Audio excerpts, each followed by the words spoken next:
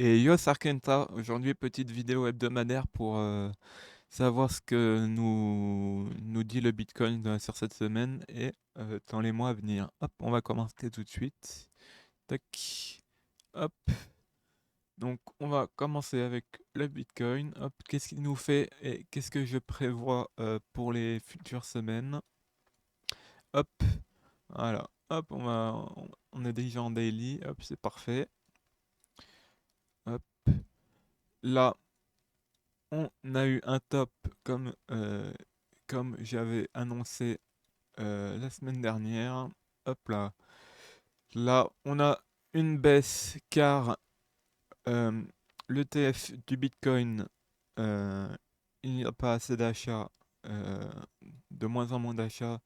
Euh, les achats, je me répète, les achats sont passés de 1 milliard à entre 100 millions et 200 millions par mois. Ça se ressent déjà.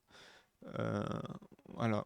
Euh, les gens ont commencé à acheter ici et quand ils voient que ça devienne parabolique, ils commencent à vendre euh, dans, dans le canal symétrique que je vous ai formé ici. Donc voilà. Après, qu'est-ce qu'on espère pour les prochaines semaines, les prochains jours, les prochains mois? Donc voilà. Là, ici, on peut, on peut range, on va trouver un bottom dans, dans cette zone. Tac. Là, la semaine dernière, on avait vu qu'il y avait une tête épaule. La tête épaule s'est réalisée. On est allé chercher les 50 en daily. Donc là, niveau daily, c'est peut-être le point de support. Sinon, on peut aller à 40.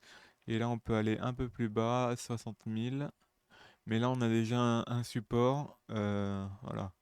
Donc, après, si, si on break ce, ce plus bas, la tendance sera baissière. Et là, on ira ou à 50 000 ou à 42 000. Hop. Mais pour l'instant, on l'a pas battu ce lot, donc on peut trouver un support. Donc durant les prochaines semaines, les prochains jours, euh, je vois un Bitcoin, hop, on va se mettre en 4 heures, hop, on va voir un Bitcoin peut-être qui trouve un support comme ça, hop, jusqu'à début avril, et après on peut remonter. Pourquoi je vous dis qu'on peut remonter? C'est parce que nous allons avoir le halving en approximativement le 20 avril. Donc là, on espère euh, que les gens achètent pour le halving. Comme je vais vous montrer hop, avec de l'historique. Hop, on va passer en weekly. Hop, exactement. Là, on est où? Hop, on va passer en mon style. J'arrive pas à voir le graphique. Tac, voilà. Hop, on est là. Là. Là, il me semble. Regardez pourquoi on peut avoir une remontée. Le pic d'un mouvement se fait toujours vers l'annonce. Donc là, qu'est-ce qu'on a eu? On a eu un pic et le 12 avril, il me semble qu'on a eu l'introduction de Coinbase en bourse. Donc, on a eu l'événement de Coinbase, on a eu le plus haut et après on a chuté. Ici, ou sinon c'était Grayscale, je sais plus. Donc ou Coinbase ou Grayscale. Ici, on a eu Grayscale ou Coinbase, hop, sur ce pic ici. Après, on a eu une chute. Là, on a fait le plus haut. Ici, on a eu l'ETF du Bitcoin. On a fait une super grande mèche. Après, on a baissé. Et ici, qu'est-ce qu'on a comme événement? On a le halving approximativement le 20 avril et on a le 22 de mai l'ETF de l'Ethereum. Donc je vois ça sur le Bitcoin. Hop, on va latéraliser pendant 1 ou 2 semaines. Là, ici, au niveau RSI, on voit qu'il peut nous former une épaule tête-épaule. Là, la baisse peut se continuer un petit peu. Là, on peut encore un petit peu baisser jusqu'à 60 000 approximativement. On va range, on va former un pattern de retournement, un W ou n'importe quoi, un canal baissier. Voilà. Là, on pourra faire le plus haut pour l'événement, c'est-à-dire le halving. Je vois un Bitcoin vers les 75 000 dollars durant cet événement. Je vais vous montrer avec de la data pourquoi je vois ce chiffre. Là, on pourra baisser. Et là, si on fait ça, ça sera épaule, tête, épaule, mais aussi sur le Bitcoin, pas seulement sur le RSI. Donc là, on pourra baisser. Et là, pour l'événement de l'ETF, de l'Ethereum, pour acheter de l'Ethereum, il faudra forcément acheter un peu de Bitcoin. Donc là, je vois un autre pump. Et, et après l'événement, il n'y a plus rien. On pourra baisser. Hop. Là, hop. Par exemple, sur le RSI, là, si il se passe ça, tac, ça fera une sorte de chose comme ça. Là, je vous ai calculé euh, sur le RSI ce que l'épaule tête-épaule peut nous faire. Hop, elle peut nous emmener un Bitcoin à 45-50 de RSI. Donc voilà. Là, si on forme l'épaule tête-épaule sur le Bitcoin, hop, ça nous donne déjà, hop, ça nous donne 50 000. Mais à voir parce que on peut baisser beaucoup plus fort sur le Bitcoin que sur le RSI.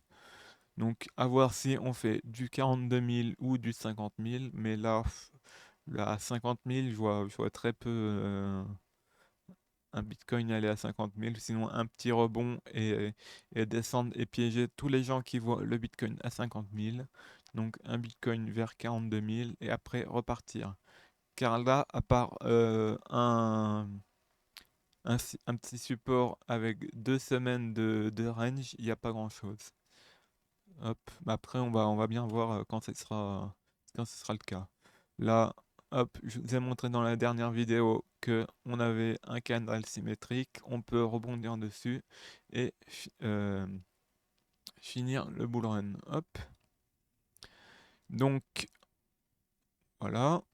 Là, on est en range, comme je vous avais dit la semaine dernière. On va voir euh, pourquoi on a formé un range. Hop, sur le DXY. Ah bah c'est bizarre. On est en train de monter. Là, on va sûrement péter le, le triangle de compression. J'ai aussi remarqué qu'il y avait un diamant. Après, on peut sur le DXY, on n'a pas besoin de péter directement. On peut latéraliser comme ça 1 ou 2 semaines et péter après. Donc, mince, hop. Là, ce qui nous amène, après si on pète, là, on a formé un W.